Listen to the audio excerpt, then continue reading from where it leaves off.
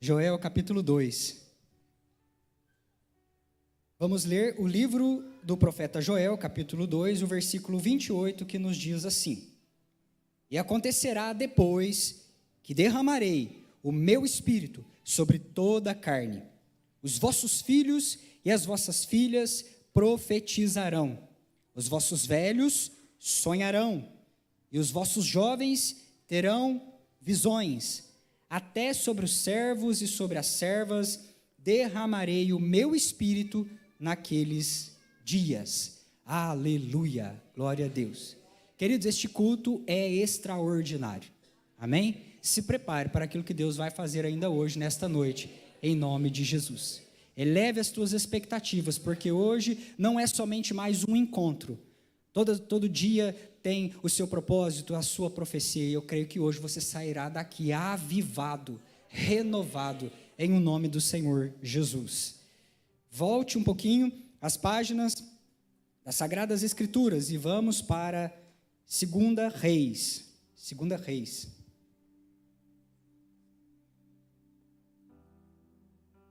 Segunda Reis, o capítulo 6 e o versículo 1 até o 7. Diz assim a palavra do Senhor, 2 Reis, capítulo 6, o versículo 1 até o 7. E disseram os discípulos dos profetas a Eliseu: Eis que o lugar em que habitamos contigo é estreito demais para nós. Vamos, pois, até o Jordão. Tomemos de lá, cada um de nós, uma viga. Construamos um lugar em que habitemos. E respondeu ele: Ide. E disse um: Serve-te de ires com os teus servos. E ele tornou: Eu irei. E foi com eles. Chegados ao Jordão, cortaram a madeira. E sucedeu que, enquanto um deles derrubava um tronco, o machado caiu na água.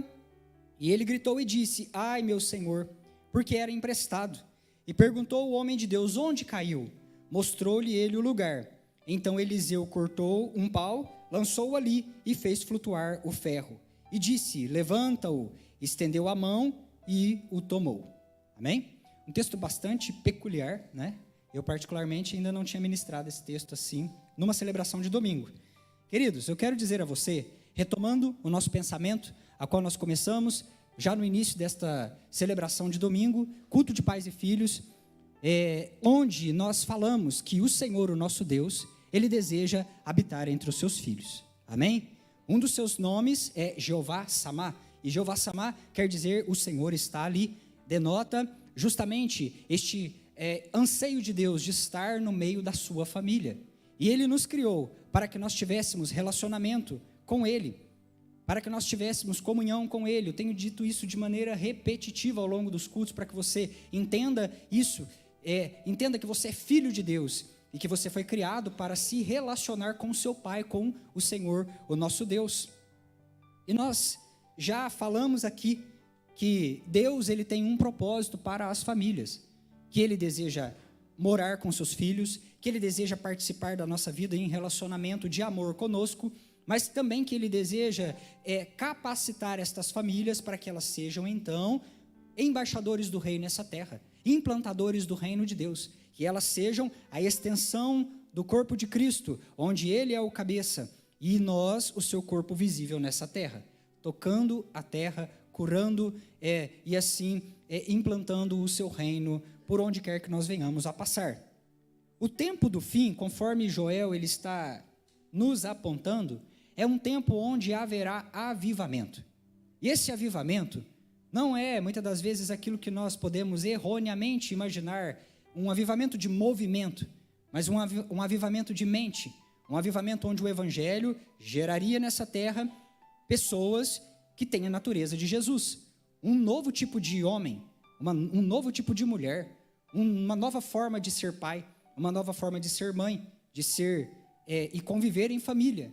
O Evangelho de Cristo Jesus gerando em nós a natureza de Cristo Jesus. Isso é, de fato, avivamento, onde nós pudéssemos olhar para as pessoas e ver, ali vai uma cópia de Cristo, ali vai alguém que expressa a natureza de Jesus. E esse propósito é que o indivíduo seja transformado, e quando o indivíduo tiver este encontro real e transformador com o Senhor Jesus, ele então passa a ser um novo tipo de família, e o núcleo familiar passe a ser também um reduto, um ambiente, um jardim secreto para poderosos encontros com Deus. Ou seja, quando pai, homem e mulher, filhos, indivíduo, pessoa, o ímpar, ele é transformado no seu coração, então a mesa familiar também é transformada. E agora a família, o coletivo, o pai, a mãe, aqueles que estão ali, naquele núcleo familiar, eles experimentam desta transformação. E o resultado de famílias transformadas é uma igreja transformada. De fato, a igreja, ela é o espelho das famílias. A igreja, ela é o retrato ou o ajuntamento das famílias. Aquilo que as famílias são durante a semana, a igreja o é no domingo. E a sociedade, ela é o resultado das igrejas. De modo que isso nos traz a nós um grande temor e tremor, porque nós temos uma grande responsabilidade frente à sociedade. Se há ainda algum desarranjo na sociedade brasileira, isso é culpa da igreja. Se há, de fato, ainda um desarranjo na igreja, podemos dizer, é claro, não podemos simplificar e esgotar o assunto todo neste tempo, mas, de fato, existe uma responsabilidade que é da igreja, porque a sociedade, ela é a responsabilidade, ela é o retrato daquilo que as igrejas são, daquilo que as igrejas, elas estão vivendo. E queridos, a igreja de Cristo Jesus, o povo, o coletivo, a família da fé, e o tempo todo nesse culto você vai aplicar as verdades à sua família e as verdades ao coletivo igreja, porque nós estaremos falando a respeito disso o tempo todo, igreja e família, tá? A igreja que transformaria o mundo, quando Jesus, ali, eu disse na quinta-feira, né, do seu lado ferido, nasce a igreja de Cristo Jesus lá na cruz do Calvário, e ela ganha poder no Pentecostes. A ideia de Deus, de uma igreja que iria impactar o mundo, é uma igreja que primariamente desenvolveria relacionamento com Deus e com a sua voz. De fato, Deus espera que a igreja que vai impactar o mundo é uma igreja que não está presa a métodos humanos. É uma igreja que aprendeu rápido e intencionalmente a se relacionar com Deus. Eu quero perseguir a voz de Deus. Eu quero ouvir a voz de Deus. Eu quero ter intimidade com o meu Pai. Eu quero ouvir aquilo que Deus está me falando e para onde Ele está me enviando, mandando que eu ponha os meus pés. Para onde Ele está me mandando nesta jornada. Então, a igreja que iria impactar o mundo é uma igreja que desenvolve relacionamento com Deus. Mas também a igreja que implantaria o reino de Deus nessa terra é uma igreja que desenvolve aliança. E nós voltamos para Malaquias capítulo 4, é uma igreja que tem consciência de família. É uma igreja que, assim como Atos dos Apóstolos, é uma comunidade. É uma igreja que serve uns aos outros em amor, que suporta uns aos outros em amor, que tolera uns aos outros em amor, que é amorosa, que partilha, que parte o pão juntos, que é uma igreja que tem consciência de família, não somente naquilo que diz respeito ao ajuntamento dos santos como um culto, mas também família. De fato, famílias que se voltaram para a presença do Senhor e desenvolvem entre eles um relacionamento de aliança, de cumplicidade, de respeito, de virtude, cultivando valores, uma consciência de família, se preciso for, de dar a vida um pelo outro. E por último, a igreja que transformaria o mundo é uma igreja que caminha, intencional, ela tem planos, ela se movimenta para produzir cura no mundo. E isso está falando de redenção. Você entende isso, Filadélfia? Então, quando Deus sonha uma igreja, Ele sonha uma igreja que ouviria sua voz. Uma igreja que seguiria os seus conselhos. Uma igreja que teria um relacionamento profundo com Ele, que não ficaria se embaraçando com as coisas desse mundo, se embaraçando com as estruturas humanas, mas uma igreja que falaria assim: eu quero caminhar debaixo da voz do Senhor, o meu Pai, o meu Deus. E seria uma igreja que avançaria em família, em consciência de família. Nós vamos, mas nós não vamos sozinhos, nós vamos juntos. Nós temos dito muito isso aqui, repetido isso uns para os outros. Nós iremos, mas não iremos sozinhos. Nós vamos em família, não vai ficar ninguém para trás. Esta é o sonho de Deus. Esta igreja que não fica entre quatro paredes também, engordando, muitas das vezes deslumbrada com as revelações, com os estudos, mas é uma igreja que se move, é uma igreja que caminha. A beleza que nós recebemos não pode ficar, isso é de Deus, né? A beleza, né, do evangelho não pode ficar abrigada dentro de quatro paredes. Nós recebemos de Deus uma riqueza tão grande, nós queremos compartilhar, nós queremos que os outros vivam o que nós estamos vivendo, nós queremos que outros recebam desta mesma porção que nós recebemos e essa transformação. E é aí que nós vamos para a história de 2 Reis, uma história tão diferente. Olha, aqui nós vamos encontrar Eliseu, um homem, Eliseu e uma casa que produz, uma casa que gera, uma casa que discipula profetas. Nós vamos encontrar Eliseu como um símbolo de um pai, como uma simbologia para aplicação pessoal de uma mãe, né? Ou de um líder, digamos assim, de uma eclésia. Mas aqui nós vamos encontrar Eliseu como um pai espiritual. Nós vamos encontrar um homem que está numa casa, e essa casa é uma casa que gera profetas, é uma casa que empodera profetas, é uma casa que discipula profetas, é uma casa que envia profetas. Significa que nós temos uma estrutura chamada casa, um homem que é um símbolo de um pai, e lá de dentro dessa casa saem, o resultado dessa casa é profetas para o mundo, profetas para uma geração. E o objetivo dessa casa, a finalidade deles estarem nesse teto, não é uma organização comum para pagar as contas, dividir as contas, para viver em sociedade, como um núcleo, né, uma instituição, digamos assim. O objetivo dessa família, vamos chamá-la assim, é que todos ali se tornem amigos de Deus, e uma vez sendo amigos de Deus dentro do lar, desenvolvendo esta amizade com Deus, eles possam ser testemunhas vivas para o mundo. Você entende isso, igreja? Sabe, uma casa onde tem uma família, e essa família não está ali para rachar conta, para dividir as alegrias, os dissabores, dividir os desafios e também as conquistas, mas é uma família que se reuniu debaixo de um teto, porque o objetivo daquela casa, daquele pai, daquela mãe, daqueles profetas, é se tornarem amigos de Deus e gerarem profetas para uma geração.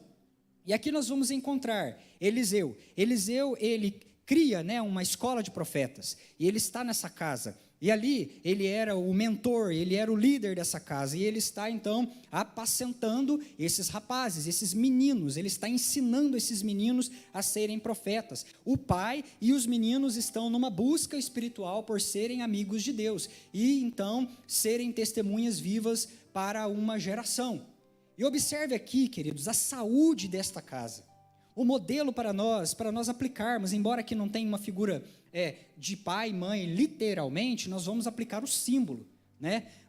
Perceba que coisa maravilhosa, porque aqui nós temos uma família que se relacionava com a voz de Deus, e uma família que caminhava junto, caminhava numa unidade geracional, fazendo avançar o reino de Deus. Como nós podemos dizer isso? Eles eram profetas, eles desenvolveram ouvidos aguçados para ouvir a voz de Deus, eles discerniram a voz de Deus. Quando nós vamos procurar na Bíblia, né, nós pensamos em profeta. Aliás, eu tenho uma palavra para você de ensino para um desses domingos próximos aí, a respeito do ministério do profeta, porque eu não quero que você, Igreja Filadélfia, seja enganado, não quero que você esteja enganado. Olha, nós associamos muitas das vezes o profeta e a questão da fala, a elocução, os dons vocais, as mensagens de previsão que ele entrega a respeito do futuro.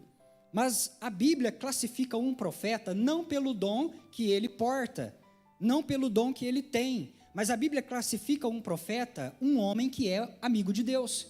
Nós cantamos aqui a respeito de Abraão. O primeiro profeta na Bíblia é Abraão.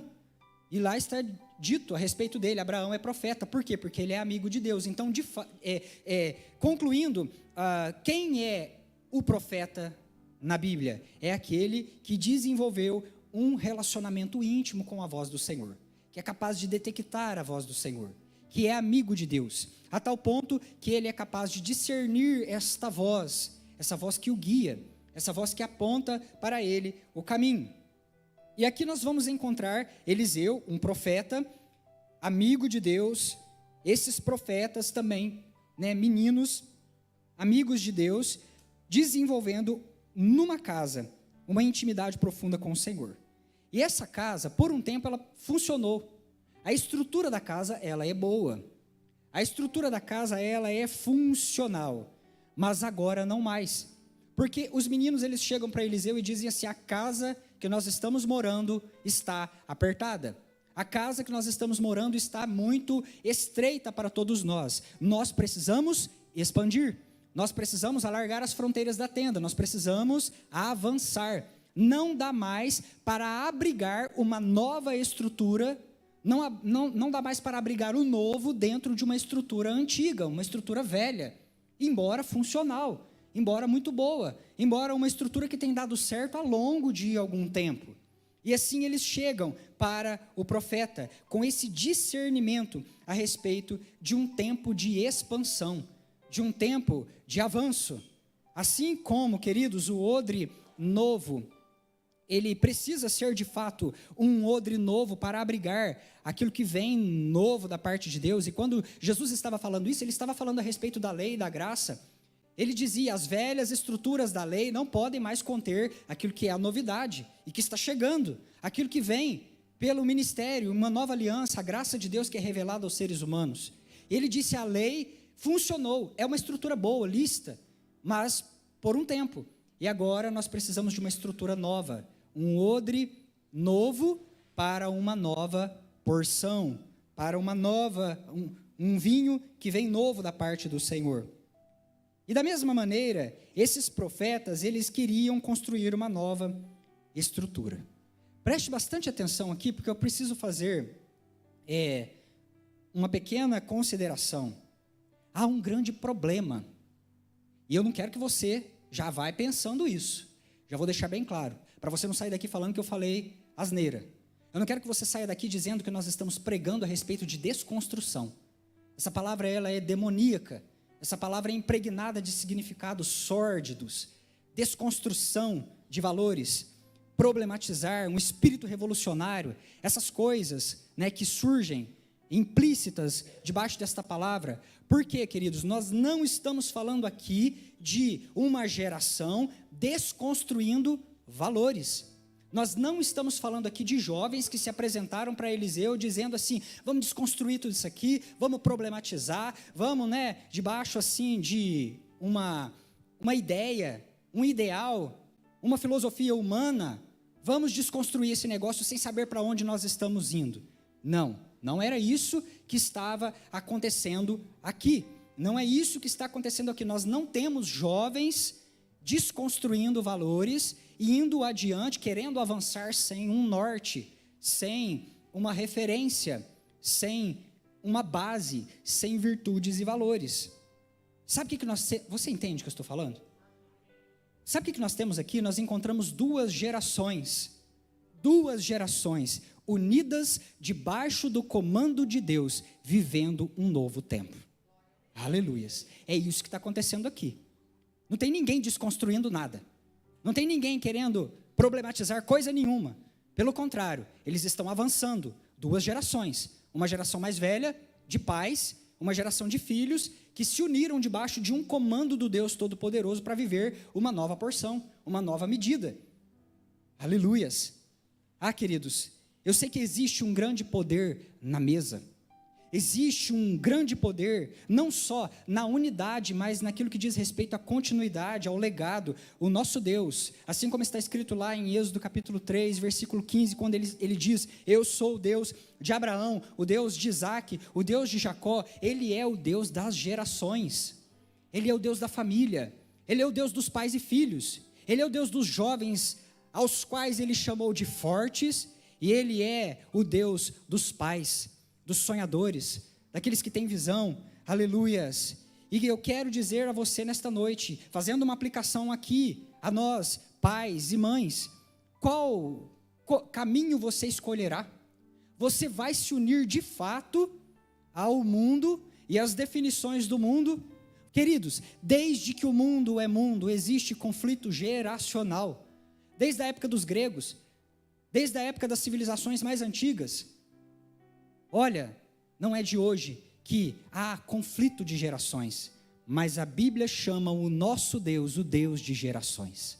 O Deus que tem prazer nos pais e filhos juntos, trabalhando juntos, debaixo de uma orientação, unidos por um só Espírito.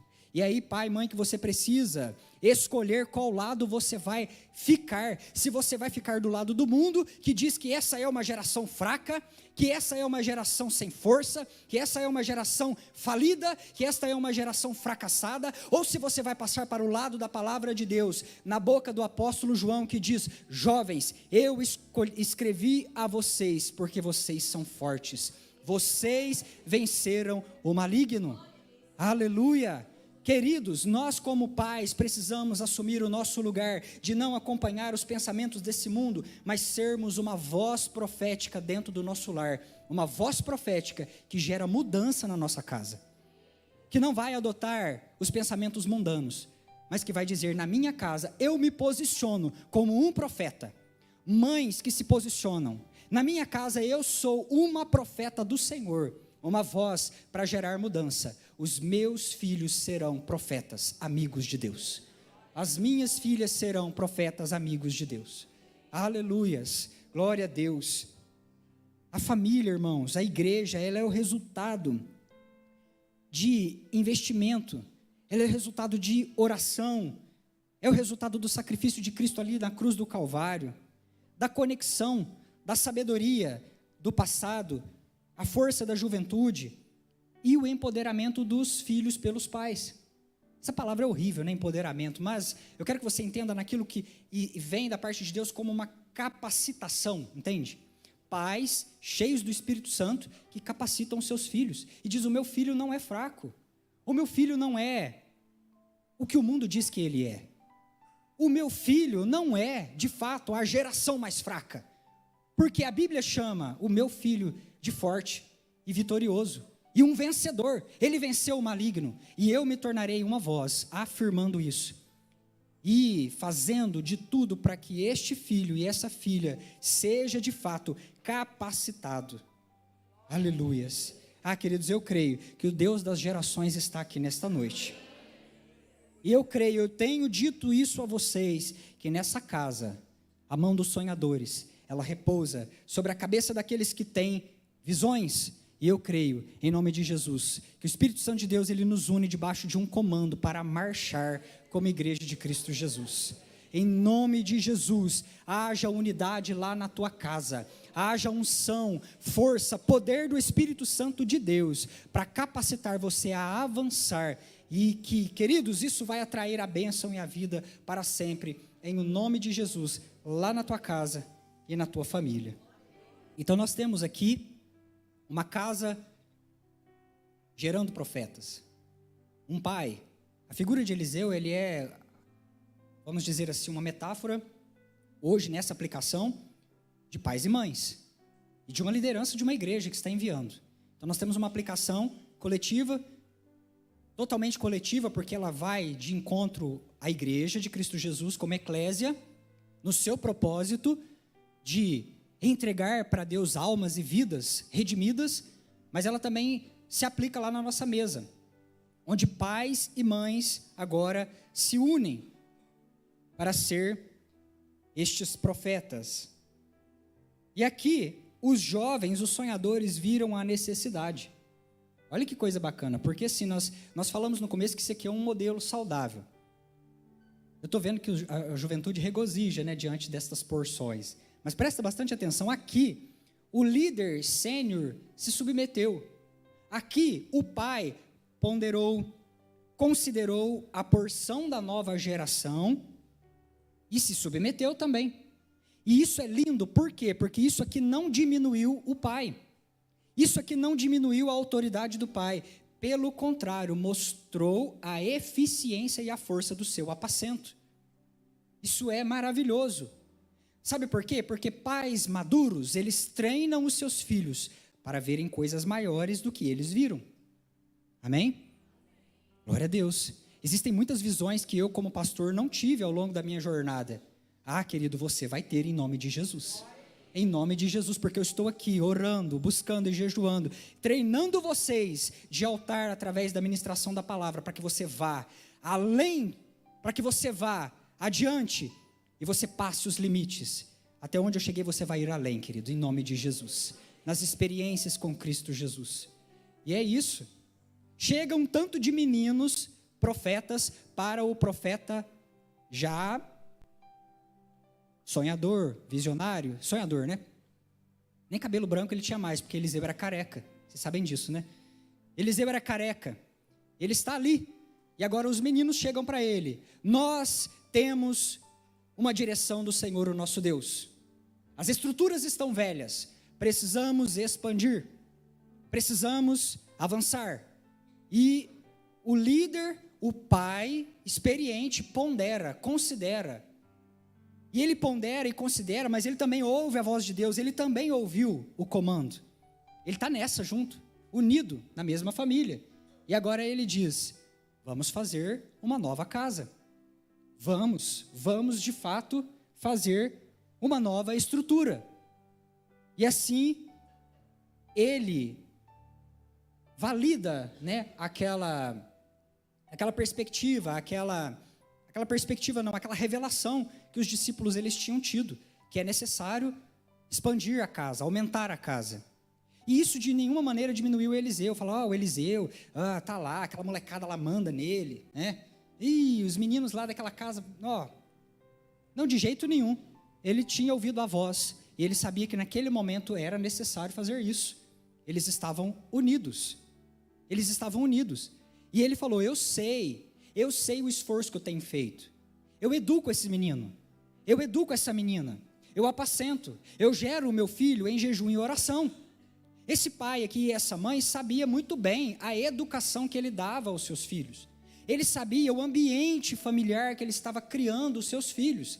Ele sabia muito bem, ele conhecia, vamos dizer assim, a sabedoria dos provérbios. E ele sabia, eu estou me gastando nessa terra, para que os meus filhos, eles possam ir além, espiritualmente, além de onde eu já fui. Era isso que esse pai e essa mãe estavam pensando aqui, nessa figura. Eliseu pensava dessa forma. Eu treinei. Lá no versículo 17, dessa mesma parte, tem uma ocorrência muito interessante. Por quê? Porque o rei da Assíria, ele vem e ele cerca ali o lugar. E um dos discípulos, um dos meninos, ele entra em pânico. E ele chega para Eliseu e ele diz assim, Eliseu, tem um exército lá fora. E agora, o que a gente vai fazer? E aí vem a oração de um pai maduro. Vem a oração de um líder maduro que não tem medo. E aí ele fala assim, Deus, abre os olhos do meu discípulo. Abre os olhos, versículo 17, diz assim, abre os olhos do moço. Abre os olhos dele para que ele veja o que eu vejo e além. Pais e mães, maduros espiritualmente, estão se gastando na presença do Senhor para que os seus filhos possam ir além. Para que os seus filhos possam ir além, queridos. Além de onde você foi e você chegou, seus filhos irão na presença do Senhor, nosso Deus. De modo que você não tem medo. E você fala, Deus, abre o olho desse menino, abre o olho desse jovem, abre o olho desse moço, e mostra para ele, Senhor, coisas maiores, coisas grandiosas. Aleluia. E é assim que esse rapaz, ele abre os olhos e ele vê cavalos e carros, né, ali, da parte de Deus, o Senhor, protegendo, livrando, guardando. Ele tem uma experiência maravilhosa com o Senhor naquele momento. Pais, eu quero fazer um pequeno recorte aqui neste momento, dizendo, seja um testemunho para o seu filho. Você não pode cobrar dele algo que você não faz. Você não pode de maneira nenhuma chegar para cobrar algo do seu filho a qual você tem dado mau testemunho. Quantas das vezes os filhos têm visto esta incoerência familiar? Por quê? Porque nós temos ensinado com palavras, mas as nossas atitudes têm sido contrárias. Nós temos ensinado, muitas das vezes, coisas aos filhos e declarado de maneira contrária com as nossas práticas. Precisamos, em primeira mão, ser pais maduros, profetas que ouvem a voz de Deus, que têm relacionamento íntimo com o Senhor nosso Deus. Seja um incentivador da fé do seu filho. Não zombe das experiências que o teu filho tem tido com Deus, ainda que ele seja pequenino. Incentive, ouça, empodere, esteja ali. Invista no seu filho, não só no secular. Nós temos visto nos últimos tempos uma ânsia, um movimento. Nós temos visto um esforço muito grande dos pais no sentido de fazer aquilo que é secular, fazer aquilo que é natural, para que os filhos tenham boas escolas, para que os filhos tenham uma capacitação, falem uma segunda língua, para que os filhos eles aprendam vários tipos de esportes, tenham uma boa saúde, tenham uma boa alimentação, para que os filhos então eles possam ser alguém. O tempo todo nós vamos ouvir isso, queridos, pais falando, você precisa estudar para você ser alguém, você precisa estudar para você se capacitar, você precisa fazer para ser, você precisa fazer para ser, e isso vira uma rotina familiar, o tempo todo os pais bombardeando a mente dos jovens, de que eles precisam apresentar um resultado a essa geração, para ser reconhecido como alguém. E aí, queridos? E aí? Quando esses filhos escolhem caminhos mais simples, quando esses filhos escolhem caminhos mais simples ao longo da sua jornada, eles são primeiramente rechaçados por aqueles que deviam os proteger, que são os próprios pais, sabendo que sairão lá fora e a sociedade também os vai massacrar, dizendo, me apresente os teus títulos e eu direi quem você é. Você está entendendo isso, queridos? Vou explicar de novo para você sair daqui sem dúvida. Nós temos nas nossas mãos príncipes e princesas de Deus. E eles não precisam ser nada, porque eles já são tudo. Eles já são filhos de Deus. Eles já são tudo o que eles precisam ser. Você só precisa cultivar, desenvolver o seu filho, que está na tua mão. Para de massacrar a vida do teu filho com essa carga. Para de botar nas costas do teu filho uma carga, dizendo a ele, se você não for, o mundo não vai te reconhecer. Se você não for um advogado, o mundo nunca vai te respeitar. Se você não for um bom médico, você nunca vai ser alguém na vida. Se você não for isso e aquilo outro, você, então, e aí inverte a ordem. O filho precisa apresentar resultados e títulos para ele ser reconhecido como ser humano, como alguém digno. A dignidade dele agora depende de títulos. Queridos, em nome de Jesus, nós somos os pais. Deus nos deu profetas. Deus nos deu profetas para entregar a essa geração. Nós não podemos nos unir à voz do mundo. Nós precisamos ser diferentes. Nós precisamos ser diferentes. Vai desenvolvendo, vai cultivando, vai levando o teu filho nas potencialidades dele ao longo dessa jornada. Reafirmando para ele, você é filho de Deus. Você já é tudo o que você precisa ser. Olha, se você um dia escolher uma vida simples, uma vida simples. Se você escolher uma vida, muitas das vezes, que não está nos holofotes desse mundo, você ainda é príncipe e princesa de Deus. Amém? Guarde isso no teu coração. Invista nos seus filhos, não só o secular, mas invista tempo de oração. Existem planilhas maravilhosas para acabar com a vida de um filho, Sabemos disso. Embora rotinas sejam, guarda isso, queridos, não vai sair daqui falando que eu falei lorota. Embora existam, e as rotinas são lícitas e boas, nós não podemos fazer disso um peso para os nossos filhos. Existem planilhas terríveis, que botam horário para tudo, mas não tem horário para oração, não tem horário para comunhão, não tem horário para devoção familiar. E aí, queridos, o que nós estamos ensinando para os nossos filhos? Essa é uma casa cristã? De fato, ela é uma casa cristã, meus irmãos, eu pergunto, porque nós temos rotina para tudo. É futebol, é natação, é inglês, artes marciais. E tem horário para tudo, menos para desenvolver a devoção. Começa a cristianizar tuas rotinas a partir de hoje, invista na fé do seu filho. pregue a palavra para o seu filho, dê espaço para o seu filho crescer, mas esteja sempre perto, sempre perto. Dá espaço para o menino, para a menina, para de sufocar, para de querer ter o controle de tudo, dá espaço para eles crescerem.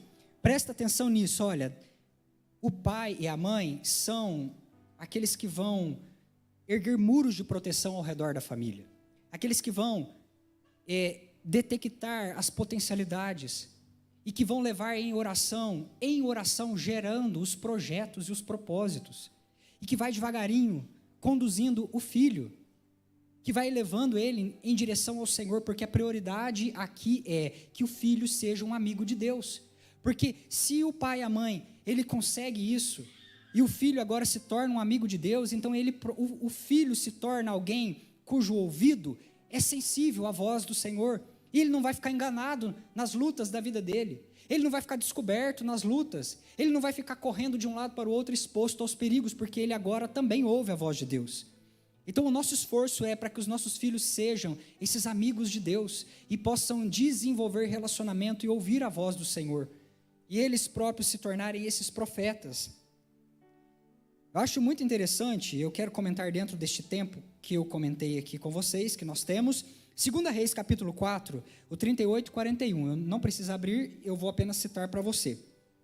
Nós vamos encontrar uma situação muito curiosa, muito interessante, a respeito de um pai que está junto dos seus filhos em qualquer situação.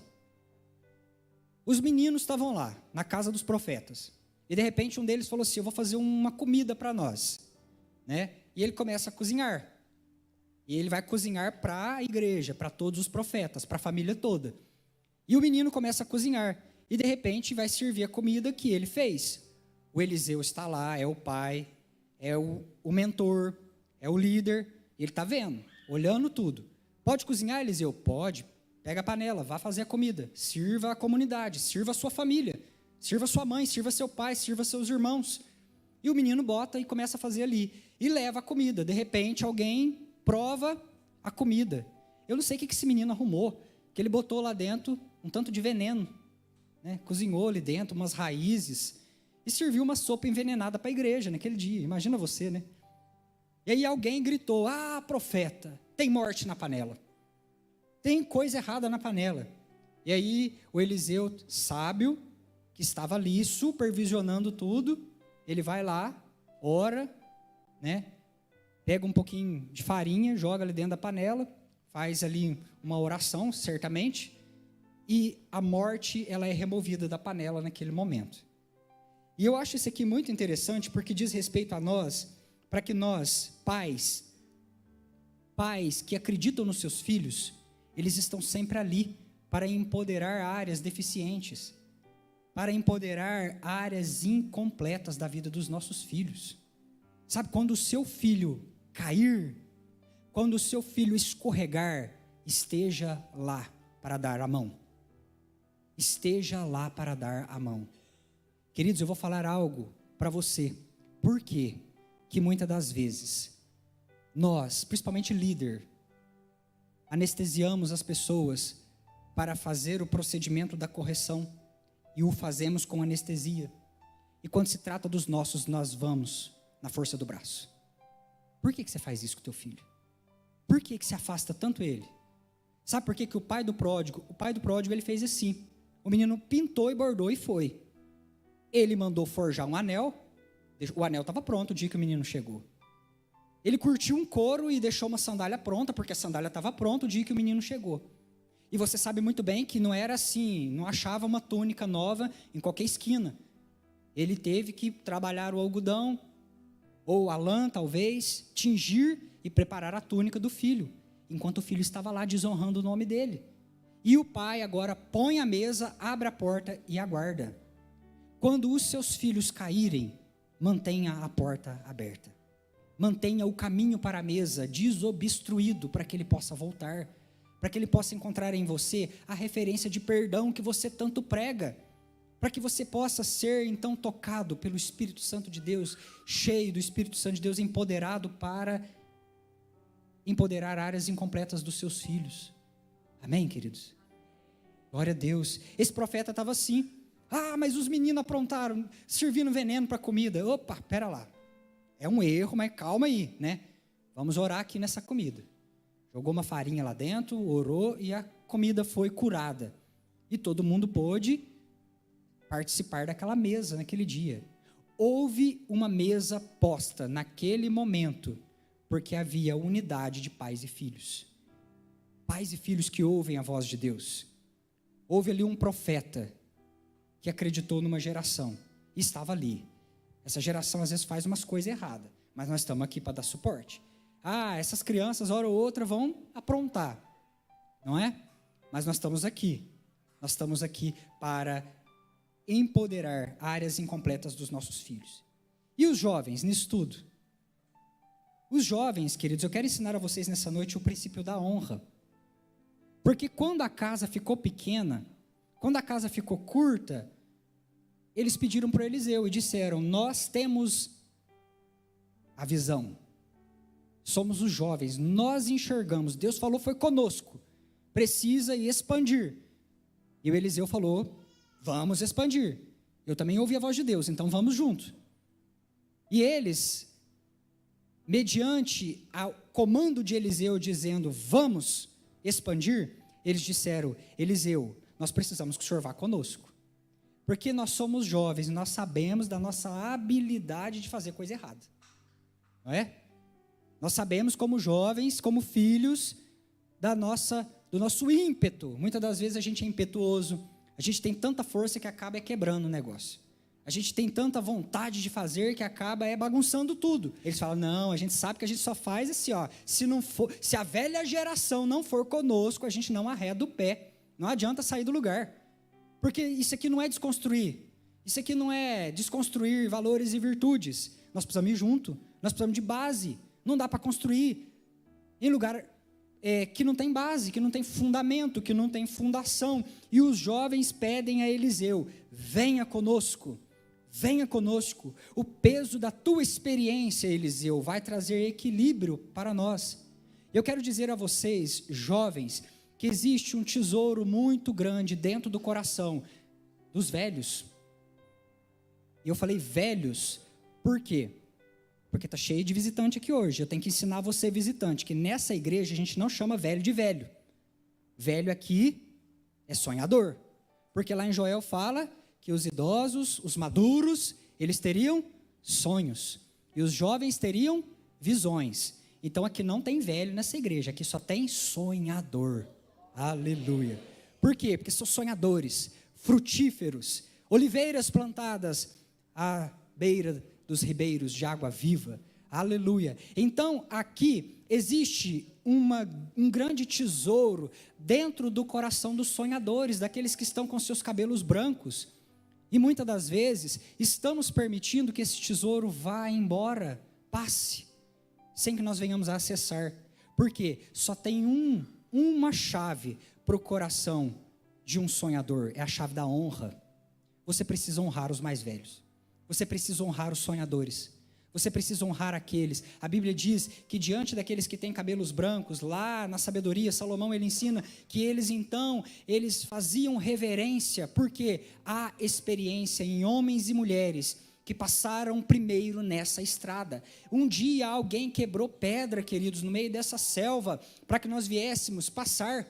Um dia alguém trilhou caminhos que nós hoje estamos trilhando, e eles vieram, fazendo missão, pregando de porta em porta. Eles estiveram aqui, muitas das vezes pagando preço, né? Nós dizemos assim de uma maneira poética, pagando preço em jejum e oração, para que hoje nós estivéssemos aqui.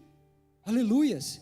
Então houveram pessoas antes, desbravando o caminho, para que você estivesse aqui hoje, tocando, cantando, louvando ao Senhor com coisas que são lícitas e boas. Não é? Então assim, nós vamos ver um trilho de uma geração de sabedoria que veio, né? Que veio caminhando, que veio abrindo, que veio evangelizando, né? Que fundamentou.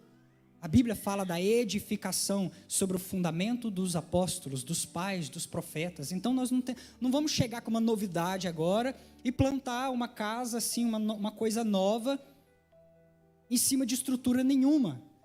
Há uma base, e essa base é a base dos pais. a experiência dos pais. Você, filho e filha, precisa honrar os pais. Honre o teu pai e a tua mãe. Honra aqueles que têm a cabeça branca, honra os teus avós. Gasta um tempo com os teus avós. Você, jovem, sabe o nome dos teus bisavós? Você sabe o nome dos teus tataravós? Você sabe a história deles, queridos? Você sabe. Porque daqui a pouco, o teu vozinho, a tua vozinha, eles estão despedindo, eles estão indo.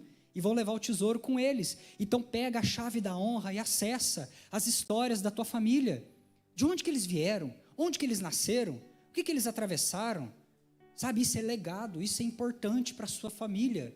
Isso é muito importante. Passe tempo honrando os teus líderes, honrando os pastores, presbíteros, diáconos, honrando os teus discipuladores, honrando os teus pais na fé, honrando a tua mãe. Por mais que muitas das vezes pai e mãe ainda esteja longe, distante da graça de Deus, muitas das vezes desalinhados porque ainda não conhecem as Escrituras, acesse o coração deles com a chave da honra. Isso é cumprir Malaquias capítulo 1, versículo 5. Chave da honra. Gerações juntas construindo algo para Deus. Por que eu citei Malaquias? Porque Malaquias, ele fala exatamente de coração de pais e filhos. Não ia ler esse texto, mas vou citar. Malaquias 4.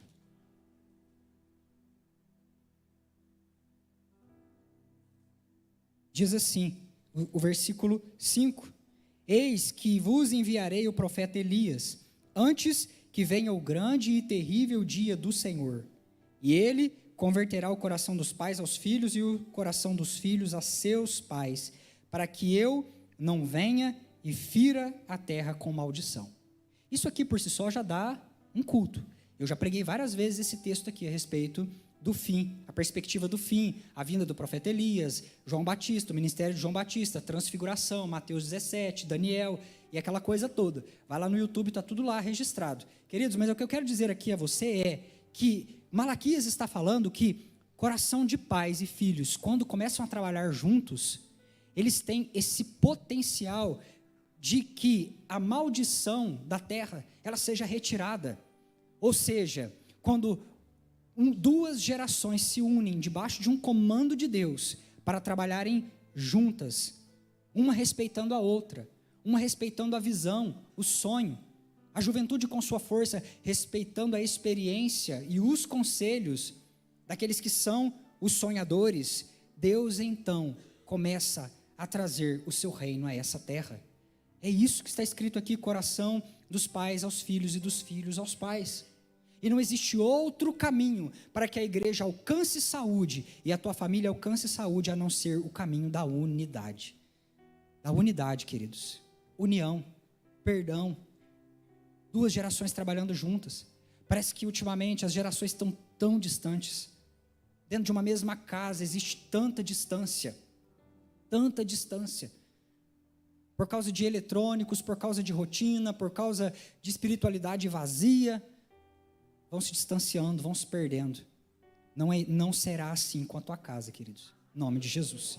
Porque lá na tua casa existe pais profetas, mães profetas e filhos que são profetas para essa geração. Aleluia. Ministério de louvor, podem retornar. Eu vou ler um versículo. Aleluias. Salmo 78, versículo 4. O que ouvimos e aprendemos, o que nos contaram nossos pais, não encobriremos a seus filhos, contaremos à vindoura geração os louvores do Senhor e o seu poder e as maravilhas que Ele fez. Aleluia. Tudo aquilo que Deus fez na nossa vida, nós não vamos encobrir dos nossos filhos, porque eles são profetas para essa geração. Eles são profetas para essa geração. Aleluia, tem um vinho novo para ser derramado. Tem um vinho novo. Talvez é uma nova estrutura, mas é uma estrutura de fé, onde pais e filhos se unem para gerar o novo, debaixo de um comando do Deus vivo. Aleluias. Deus está levantando, queridos, uma geração de profetas. Deus está levantando uma geração de profetas que tem relacionamento com a sua voz. Eles serão cheios do Espírito Santo e vão ganhar o mundo para Jesus. A unidade da tua casa, a unidade da tua família vai curar esse mundo. É vida do reino manifesta. É vida do reino manifesta, queridos. Aleluia, diga amém. Deus está colocando nas mãos de pais, profetas. Deus está colocando nas mãos de pais capazes o poder para desenvolver o chamado dos seus filhos. Para desenvolver o chamado dos seus filhos, famílias e igrejas que se relacionam com a voz. Famílias e igrejas que se relacionam com a voz. Nós ouvimos a voz de Deus. Nós temos uma aliança. A minha casa não é uma casa qualquer, é uma casa de aliança com Deus. É uma casa de aliança com Deus. Aleluia, a minha casa é uma escola de profetas. A minha casa é uma escola de profetas. Essa igreja é uma escola de profetas. Aleluia, uma geração eleita, um sacerdócio real, povo santo adquirido para o Senhor, o nosso Deus.